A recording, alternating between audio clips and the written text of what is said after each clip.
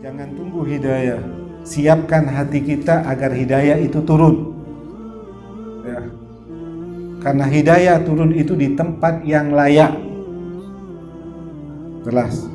Ya. Ketika kita ingin mendapatkan rahmat Allah, beradalah di tempat yang Allah rahmati. Jangan berharap rahmat Allah turun di tempat yang Allah murkai. Begitu juga ketika kita ingin mendapatkan hidayah, petunjuk seperti ini, maka perbaiki hati kita sehingga hati kita layak turun hidayah tersebut. Ya, jangan tunggu hidayah. Saya belum dapat hidayah. Ya silahkan. Tidak mungkin datang hidayah. Karena hidayah akan turun di hati yang layak diturunkan hidayah. Kalaupun ada hidayah yang turun di hati yang tidak layak, Allah ingin menunjukkan kepada orang tersebut bahwa Allah bisa merubah seseorang dalam keadaan apapun. Umumnya hidayah itu turun di hati yang layak diturunkan hidayah.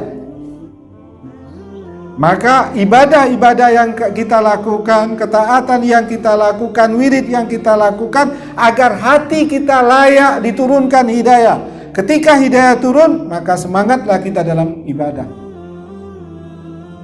Sebab dengan nur hidayah ini seorang bisa melakukan ibadah dengan ringan dan suka hati, yang menjadikannya bisa beristiqamah dan terus mendekat kepada Allah dan bisa masuk ke hadiratnya. Ya. Jadi Allah akan buka, Allah angkat beban tersebut, Allah ringankan, Allah buat dia senang dengan ibadah tersebut. Salat menjadi kesenangan dia, Quran menjadi kesenangan dia, tahajud menjadi kesenangan dia. Dari wirid-wirid yang dia lakukan, Allah akan buka, Allah buat semua itu jadi kesenangan bagi dia. Saat dia melakukan sesuatu yang dia senangi, maka sesuatu itu bukan jadi beban lagi, menjadi ringan untuk dia dan akan membuat dia semakin giat di dalam ibadah. Jelas ayolah kawan. Ya. Semuanya harus kita mujahadah, kita bersungguh-sungguh dulu, berusaha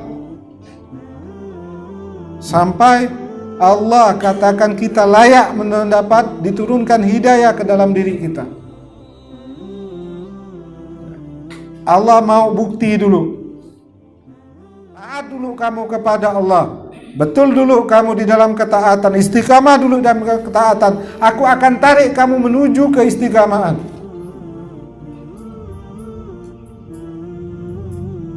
Ya. Kalau rezeki kita yakin hal seperti ini kan. Kalau rezeki tak bisa, kita harus kerja. Tak bisa duduk di rumah enggak. Kenapa hidayah kita harus nunggu? Kalau udah dunia dia jadi pintar, tapi masalah agama dia jadi bodoh.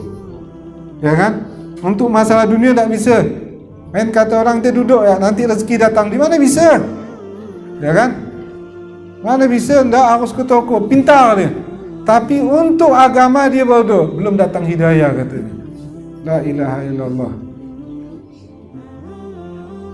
Kenapa ndak dalam agama pemahaman kita sama seperti kita mencari rezeki? Usaha, bersungguh-sungguh dalam usaha, Allah akan tarik kita, Allah akan bukakan jalan, semua beban akan lepas. Kalau kita kenikmatan kita bukan dalam ibadah kita ketika kita keluar dari ibadah tersebut. Kenapa? Karena ibadah yang kita lakukan adalah beban untuk kita. Ketika sesuatu menjadi beban untuk kita, kenikmatannya ketika beban itu lepas. Macam kita ngangkut karung, beban. Gitu, lepas karung, alhamdulillah. Gitu juga masuk sholat, gitu sholat, alhamdulillah. Lepas rasanya bebannya. Karena apa? Ibadah tersebut adalah beban. Belum menjadi ibadah tersebut menjadi sesuatu yang kita cintai. Sehingga kita ketika sesuatu itu menjadi yang kita cintai, maka ada kerinduan kita dalam ibadah tersebut. Ketika kita dengar azan Allahu Akbar, hati kita senang. Seperti yang Rasulullah katakan, wahai Bilal, gembirakan aku dengan suara azanmu.